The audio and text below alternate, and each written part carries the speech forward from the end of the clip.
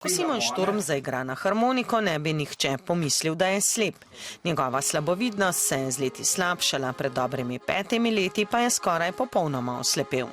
Nekaj barv še, ampak več ali manj to delam že na pamet. Pred nekaj meseci se je preselil v stanovanje v Kobaridu, a ker ne vidi, si ne more pospraviti, tudi skuha zelo težko.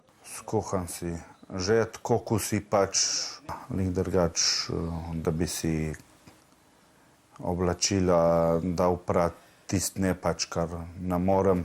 Vse opravi le s pomočjo palice. Redki so, da kdaj kdo, ki pomaga. Če ne bi imel palice, verjemite mi, da bi se marsikdaj tukaj v Kobaridu zgubil.